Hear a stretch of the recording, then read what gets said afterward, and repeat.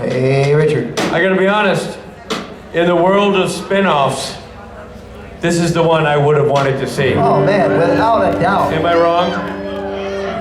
Well, let's get them out here and let them do their thing live for these good people of Virginia, shall we? Let's do it. Ladies and gentlemen, Jim Beaver and Stephen Williams!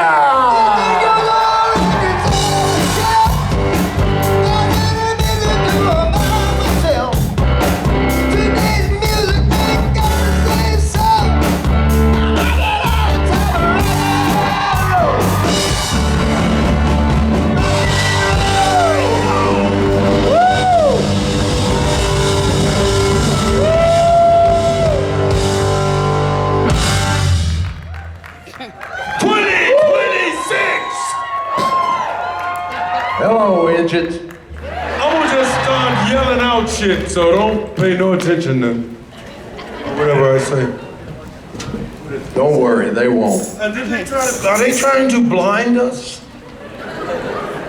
Jesus.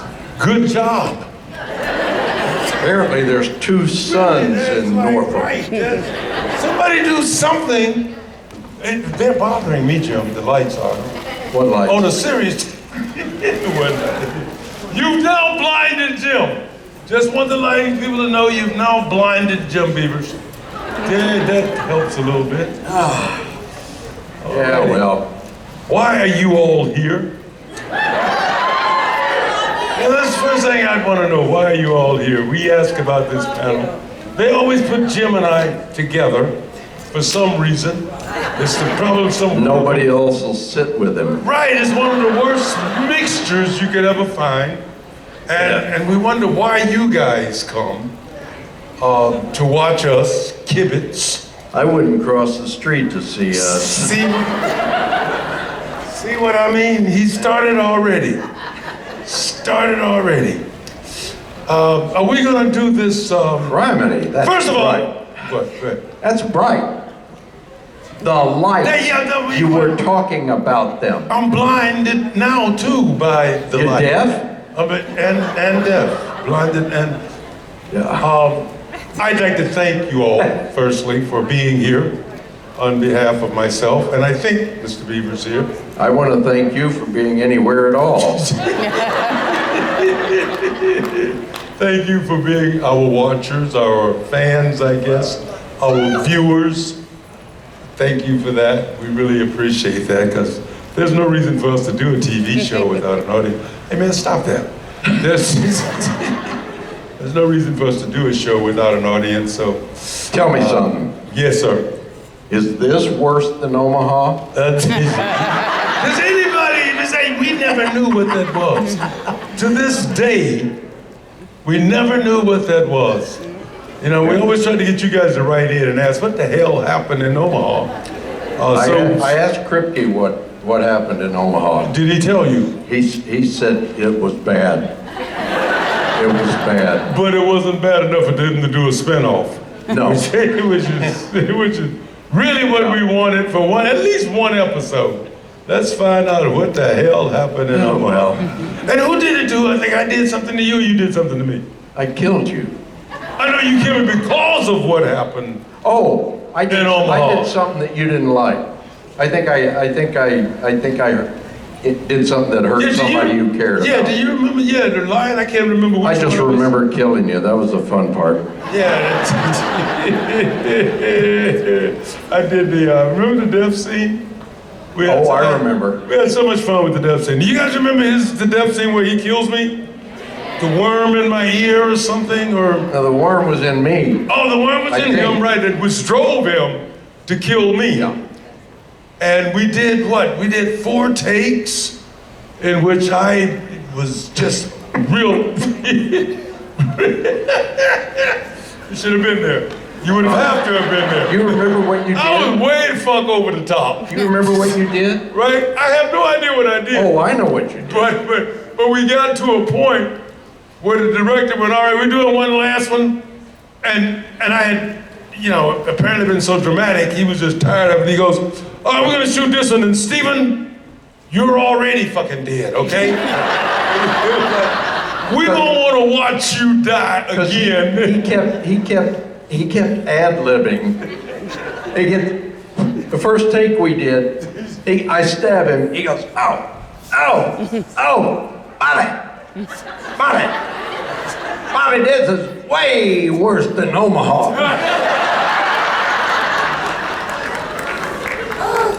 And then the director comes over and says, okay, Steven, let's do another one, but you are dead. Dead already, you know, about the third, fourth take of me. I think they should have kept the line in. Yeah, and I always like, did I do one where I go, it's only a flesh wound?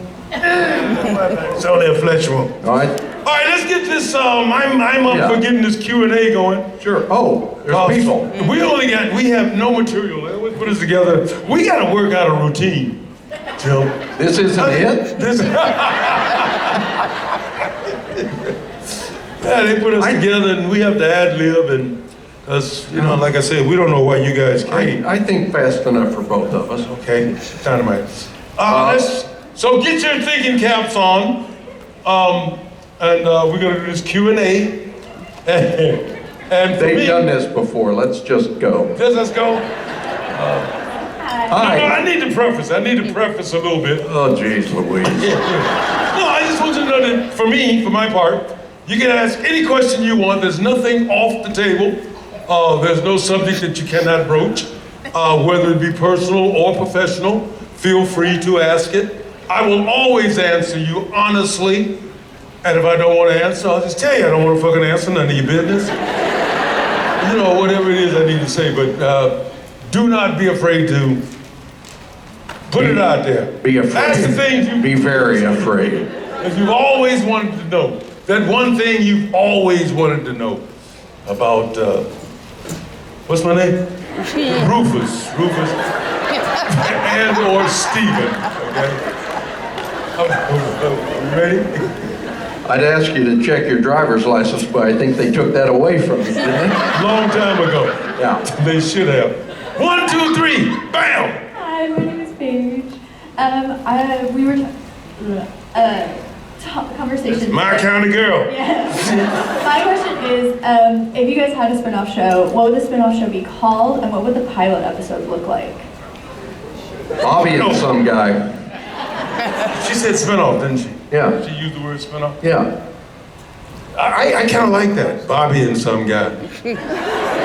Works for me.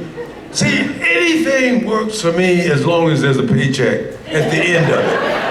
I don't care what they call it. I don't care what it looks like. If it has a paycheck at the end of it, I'm all for it. And on a genuine note, I really like working with this man. It is a joy to the art that's involved. When we work together, I think that we have some chemistry going. I don't know what he thinks, but I'm kind of... Just try not to think about it. Yeah, two grumpy old men. We have been That's there it, grumpy old hunters. Grumpy old men. We've been there for a long time. Yeah. You know. Some of us a little longer than the other. Yeah. I don't know, did that answer a question? Thank you. Hi. Hello. How are you?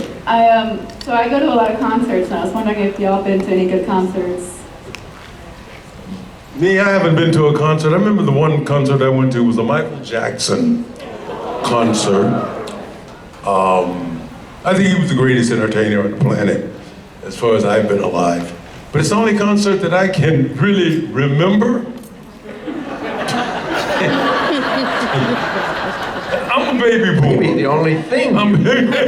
Besides concert, I'm a baby boomer, so I've kind of lived a life of, you know, the original acid, mushrooms, cocaine, marijuana. That erased a lot of concerts. Right, that's the memory of a lot of concerts are gone. But my first was the Michael Jackson first that I can really remember. I don't do concerts. Why the hell would I go and be with a lot of, especially now. It's like the COVID and the flu, and you really don't want to be in a room full of people shoulder to shoulder. I'm not done. Shoulder to shoulder. you know, in each other's faces and what we used to do. I mean, you know, we were rock and rollers. You done? Yeah.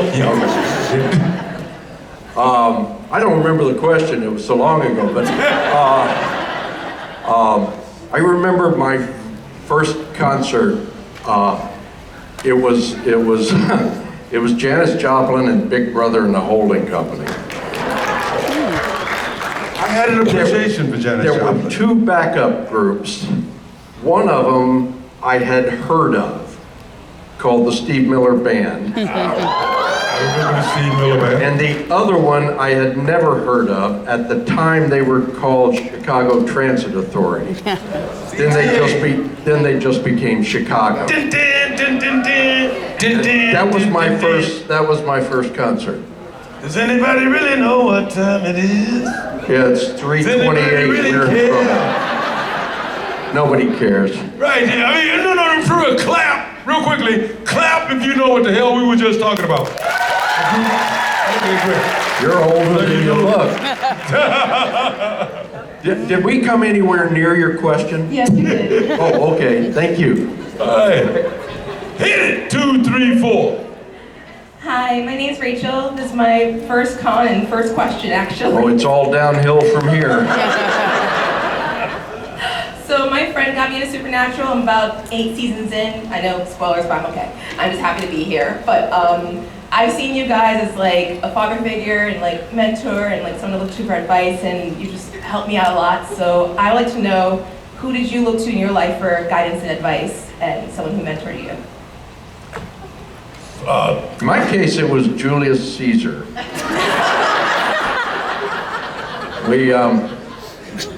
I used to hang out in his yard, and he would occasionally throw me little tidbits of wisdom. And throw you on a salad. Yeah. No, it's a different Caesar. That's not Julius? God, mentor. Did I ever have a mentor? I don't know. It wasn't you. Yeah, but for sure not. Although you're old For enough. sure not. And for sure about that, too. Although I do look good for my age. To answer your question for me, I'm still looking, personally, for that person. It's like I want those people to let life sort of happen to them. Like, do you remember who taught you to tie your shoes? Not really, do you? And everybody think about that. Do you remember who taught you to tie your shoes? Julius I mean, Caesar. there's some important things that we are supposed to remember that I have no recollection of, and it has nothing to do with alcohol. But I just don't remember those important, significant. It's like, who taught you to read? Who taught you to tie your shoes? Or who, you know, I'm still learning from day to day. Just what? Whoa. Okay. Everything I ever learned about what I wanted or thought I should be in the world, pretty much I learned from my dad. He was about the goodest guy I ever met, and he was smart and kind and generous and tolerant and forgiving, and I thought, well, that's a pretty good path. Do you remember him actually teaching you Oh yeah, stuff? yeah. You know, because in my case, I learned by watching. I was raised by a single mom and my grandparents, but I don't ever remember them really teaching me something, but through watching them, it was through example.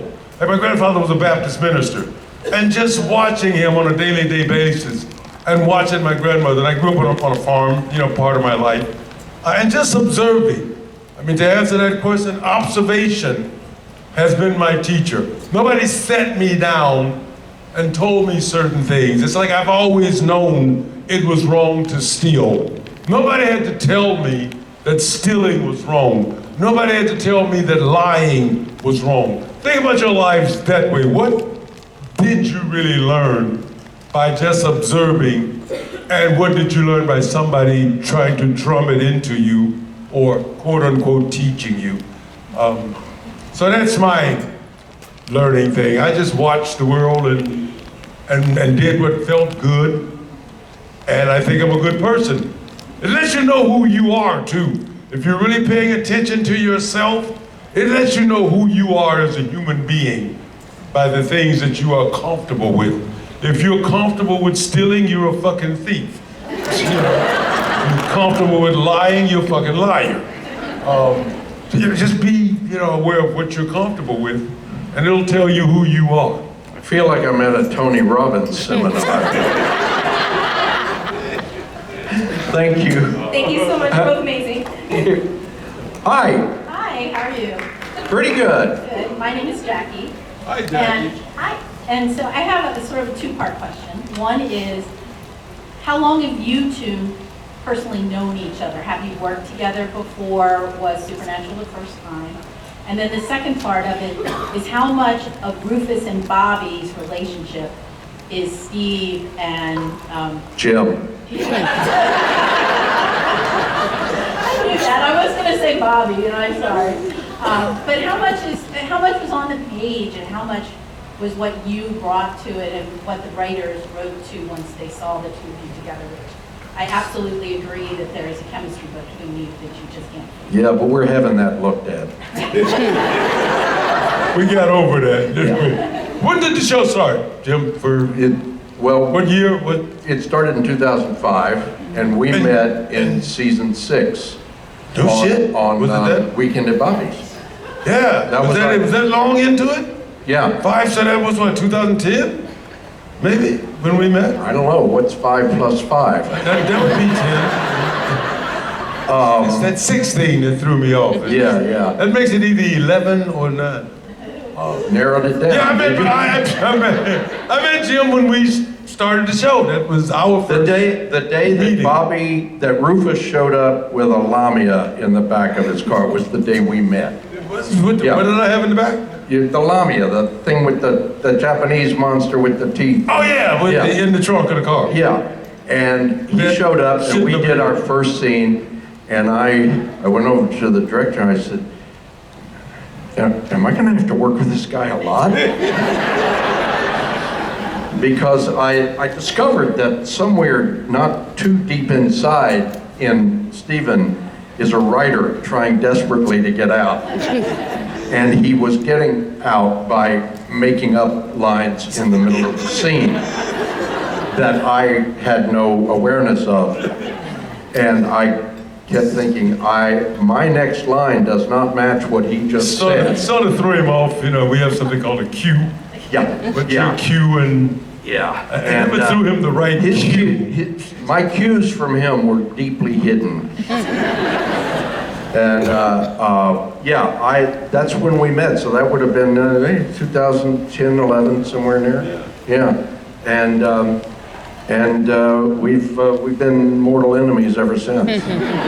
Like you said, most of the stuff that Jim did anyway, it was supposed to be written on the page. The question you asked, how much it was on the page, Well, the how much stuff you were supposed to do was written too, but... A lot of times, we try to, be artists and throw shit in. I think we found very quickly that Bobby and Rufus were familiar to us as a relationship. That we really, as actors and people, really got the relationship between them, because you may have noticed it's not terribly unlike what you're seeing right at the moment. Yeah. I did ask at one point, I did ask a producer or writer, somebody, what was our relationship? And they likened it to two grumpy old men, two grumpy old guys together. But I discovered very early that I could not out grumpy. So if you'll notice in the show, Rufus is, he's a little bit lighter than Bobby. Bobby is a kind of serious. I get that way around you. But yeah, it's working out. It's okay. It's okay with us. It was good casting. Right. We're not gonna stab each other on stage here or anything. No, we'll get off. We will get off of this stage this evening, guaranteed, without blood being shed. And that's our goal most of the time when we come together. We just want to part without blood being shed. And I don't know if that's gonna happen this evening. It could change at any minute. No, the only thing different between Rufus and Bobby and Jim and Stephen is that so far, Stephen has not asked me to help him bury a body. So far. Yet. But it's early. Thank you. Thank you. Yes. Hi. Hi, my name's Valora. I actually met you, Jim, when I was 16, so this is my second time meeting you. Was I appropriate? Yes. Thank God. But my A question lot going on these days.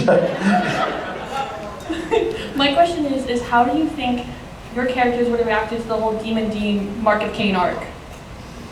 I haven't gotten that far. What was the question again? How do I? Something about something that we would know if we'd seen the show. No, ask it again. Okay, how do you think your characters would react to the Demon Dean and Mark of Cain story arc?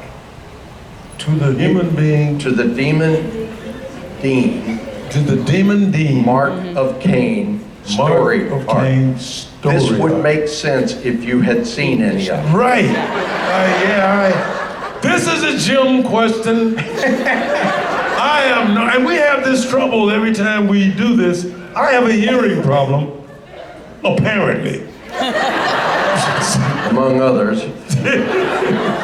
But, okay, Jim will answer that for you because I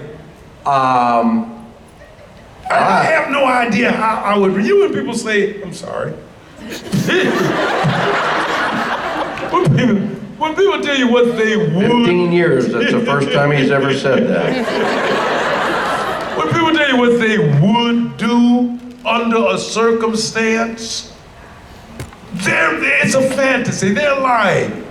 I'm truly, if you don't know what the hell you would do under any circumstance until that circumstance happens to you. And I know I'm boring the hell out of you, Jim, but some of these people are listening to me. Not just me, pal. Really, you know what you think you'd want to do, but you don't really know until it happens. And I just think about life until something happens to you, bam. Yeah, and until you see the episode, you're not going to know what they're talking about. Or read the script or something close to that. Do you read scripts that you're in? Every once in a while I do. I don't know an answer to that. I did see the pertinent episodes, and I kind of agree with Stephen. I have no idea what my fictional character would do, and I don't really remember that storyline all that well, except my buddy Tim was in it, and that's about all I know. Yeah, all of that for a non-answer. Yeah. And like Jim just says the first time I said, I'm sorry, this is the first time he said, I kind of agree with Stephen. I'm really touched about that. You have no idea how that touches me. It's a fluke, don't count on more. I'm sorry not to have a better answer for you. No, I appreciate that. Thank you. Okay, thank you. She took that so seriously. She took it very graciously. Right, that's okay, thank you. Hi. Hi guys, my name is Morgana. This is my first con. It's a pleasure to get to see you guys on stage together. You'll get over that. I have like a two-parter question. The first part is directly for Steven. I grew up watching 21 Jump Street, and I was wondering any favorite moment you had on set? What's that? Any favorite moment Yeah, any favorite I had on set? Yeah. Now, most of my favorite moments with 21 Jump Street came after on set, and that thing I talked about earlier, that paycheck thing, yeah, those were my favorite moments. Getting that paycheck every week was my favorite moments. I actually did like watching. It's really strange. I liked the first season. People were watching me because I came on. I was doing 3 shows at once, 2 to replace Forrest. What was his name? Forrest, the guy who had the role before, Jinko. So people were kind of watching me. It was sort of kind of dynamic to watch me work 3 shows at once, 3 scripts in the same week. But also what fascinated me was Johnny.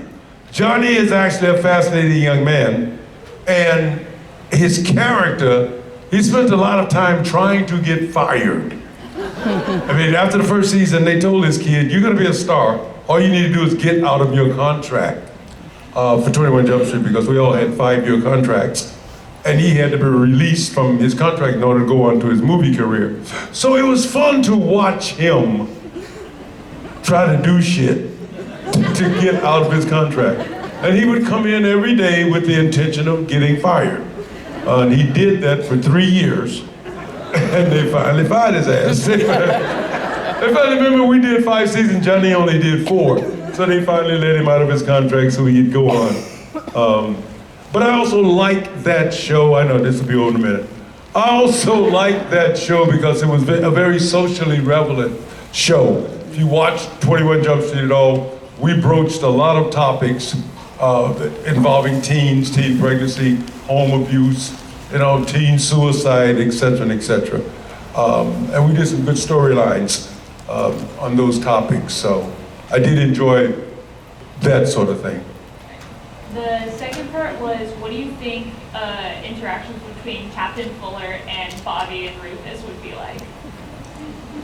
Oh, he'd be under arrest, no doubt. I'd drum up a charge or something and arrest him. And I don't know what else he would have. Bobby and Rufus and Captain Fuller. That's some character. I gotta be 2 of these motherfuckers. I had to be 2 of them, both, Captain Fuller and Rufus. That's a conflict right there that I wouldn't have been able to resolve. Now you add Bobby to it? That formula doesn't work. That's like a nuclear explosion. Boom! You got all this together, boom! But we would have had fun. We would have had. Yeah, we would have had fun. I would have had 2 guys making up their own lines. Yes! You good? Okay, she's good. She left. No, she left. Oh, no.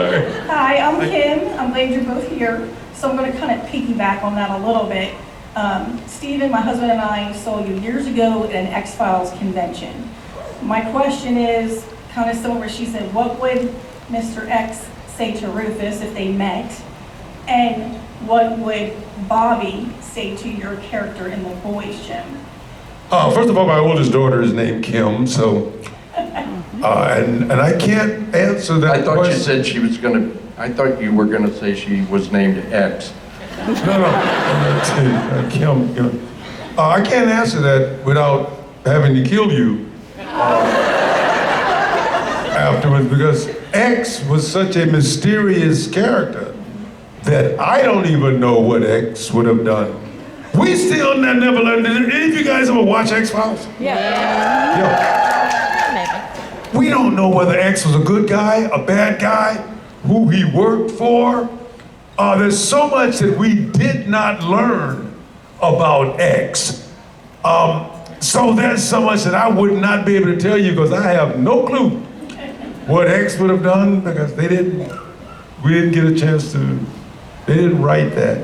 We're still great. They killed me off much too early. And there's a whole story about that. I won't tell it now, but it was all Duchovny's fault. He's a jealous son of a bitch. And that's what I heard. The rumor is he had me killed off because, I'll tell you real quickly, just real quickly. No. Half of my crew from Jump Street had moved over to the X-Files after Jump Street was canceled. So when I joined the X-Files cast, I had already worked with half the crew for 5 years. So they ended up treating me better than they treated Duchovny. Because at the time, Duchovny was trying to get the show moved back to LA because he owned a piece of the show. So he was trying to get him moved back to LA for the final season, which he did succeed in doing, which would have put all the Vancouver crew members out of a job. So they liked me better than they liked him. Consequently, he got a little jealous of me, and I heard that he was instrumental in having X fired. I don't know if it's true. I've never had the opportunity to confront him. I would probably slap the shit out of him. Well, at that time I would have. Now I'm a little bit, infirm. He might be able to take me now. Yeah, that's my answer. You got an answer to any part of that? Yeah, if Robert Singer and Bobby Singer met, I think Robert Singer, who I play on The Boys. No, you played, yes, that's right, you played Robert Singer. That was also one of our producers / directors' names too. Yeah. If they met, I think Robert Singer would try to show Bobby what a tie was and how to tie it. And Bobby would probably try to show Robert Singer that he didn't need a tie. And then they go out for some tequila? Some draft beer. Some draft beer, right. In preparation for their night of tequila. Yeah, now we're talking. And then they'd go to a Sioux Falls PTA meeting. Let's not tell them about the rest of the evening. No. Let's keep the rest of the evening secret. I think that's a good idea. Yeah. We should have kept this afternoon secret. Well, thank you both so much. Thank you. Hi. Hi. My question is for Jim.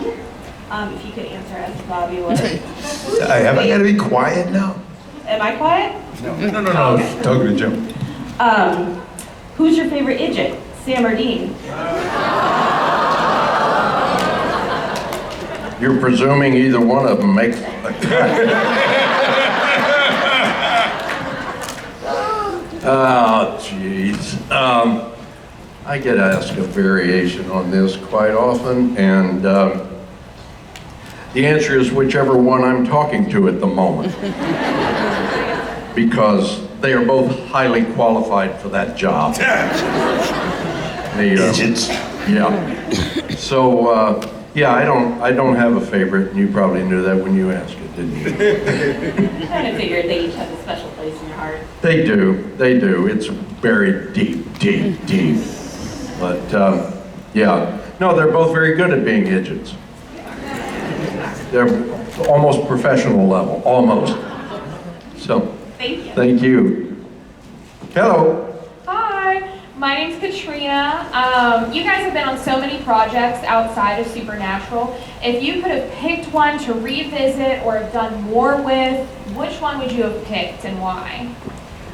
I did a little show called LA Heat.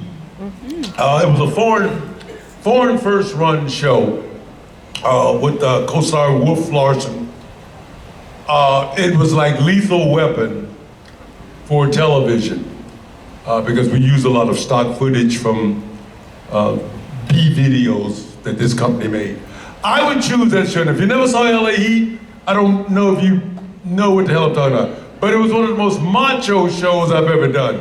I mean, think of Lethal Weapon and the shit that they did. I did my first 4-story high fall. I jumped off of a 4-story building into a moving truck full of cardboard boxes.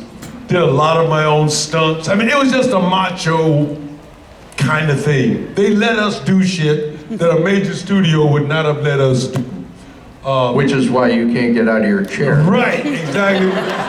Well, I got the cane, et cetera, et cetera. Did a lot of my own stunts, but it was so much fun. And if I had to revisit anything, that would be it. Let's just face it, men like being, men. And we got to do it with help. And it was on TV, so a lot of people got to see it, Yeah. So we felt like superheroes. But that would be my revisit place. Back to adventure.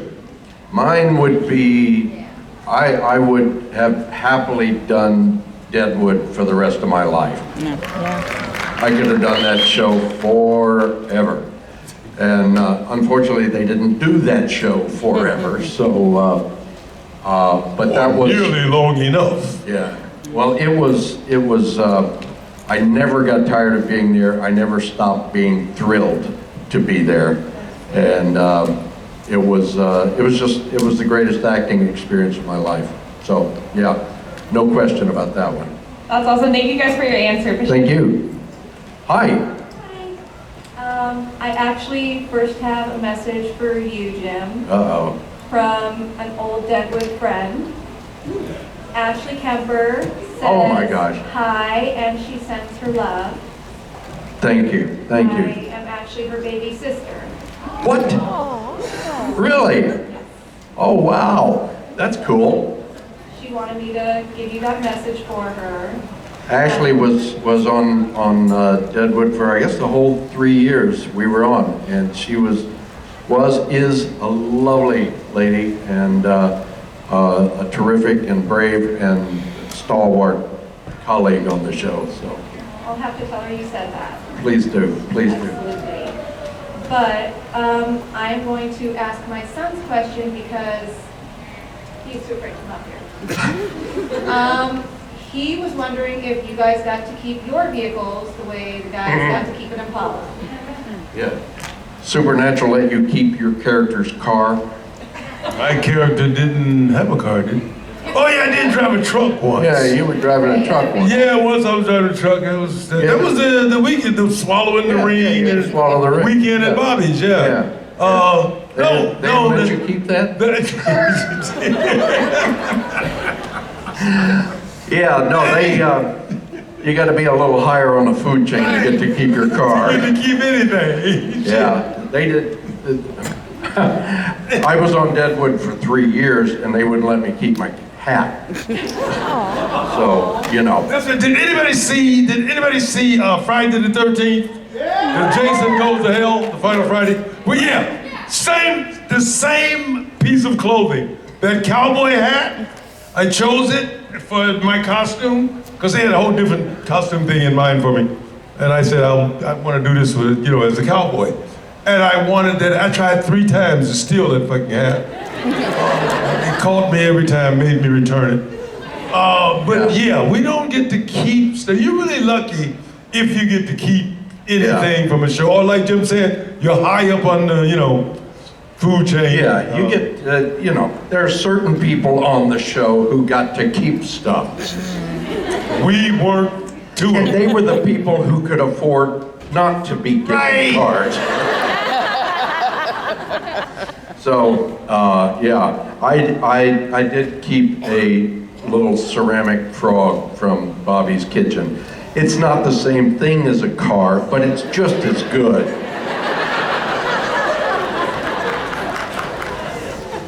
You didn't so much get to keep it as I stole it. Just kept it. Thank you. Yes, thank you. Thank you. Tell Ashley hi for me. I will. My tequila buddy. Yes, and Hey! I have a question for you guys. So, if a mythical worm will make Bobby kill his best friend, what would a tequila worm make you guys do? A lot worse. I don't like to talk about that because I've eaten a few tequila worms in my day, and the results, I'm still wanted in some states, so we won't address that anymore. Let's keep that on the QT. Well, since you're my tequila buddy, I'll keep it. All right. Yeah, Thank you guys. We won't tell you about our tequila story. Please don't. Hi. Yes. Hi, I'm Alan, big fan of Supernatural and The Boys. Jim, have you ever called someone on set or in real life an idiot? If the check's big enough. No, I mean, I've done it a few times at these things, because sometimes some idiots want me to. But No, it was never a word that was part of my vocabulary until it showed up in the script one day, and I tried to talk them out of it. When I should have been trademarking it. So, yeah, no, the only time I say it is in connection with the show. Although I know quite a number of people the term fits. So, thank you.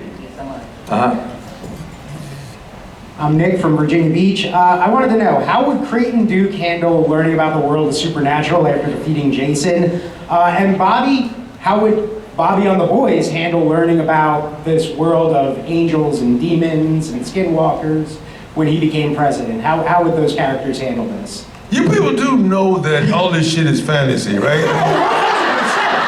You keep asking us shit like it's real, like, what the hell? You lived in these characters for a while. Oh, Crichton Duke. Yeah, but we didn't write them. Crichton Duke would just kill everything in front of him.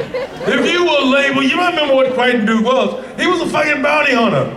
And he really basically, when you break it down, he tracked down serial killers, which is what Jason was, a fucking serial killer. You know, so that's my whole bounty hunter hunting. So that's what he would have stabbed, shot, or, you know, did something with a magical knife, or something. That's what, you know, our characters do. We do what we would do. You gotta remember, we are regular. I always think that an audience, I always thought it myself, is that we think the world of actors is that much different than your world. It's not. It's really not. Like, what do you think Tom Cruise is doing right now? Or Brad Pitt? Counting his money. Or Denzel or Samuel? I mean, is their life that much different than ours when they're not in front of a camera? You know? I always admire people, like, I've been a single guy for a long time, and I admire people who got a family, and they got another business going, the whole kit and caboodle, and they still get up and go to set and stand in front of a camera and say words. It's like, that's all we do. Well, I'm gonna speak for me, because a lot of actors get offended by the shit I say. Yeah, I know one. But it's just a job, and when people come up to you and say things like, you changed my life, or bloody, you know, I came to Hollywood to be an actor because of you, and so and you have to tell them again, I just repeat what the hell a writer has written. My job is so that writer deserves, if at all, if any of us deserve anything, as much thanks or more than I do, because it's the writer's idea. Oh, just in time. It's just my delivery.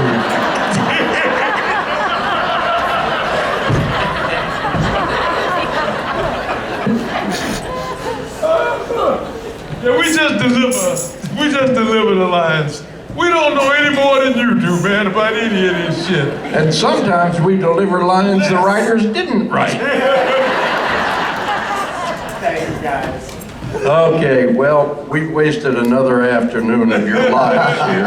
I gotta tell you, it's super cool having you guys on stage together. How about this, everybody? Not a lot of people get this in Virginia. Ladies and gentlemen, Stephen Williams and Jim Beaver. Thank you.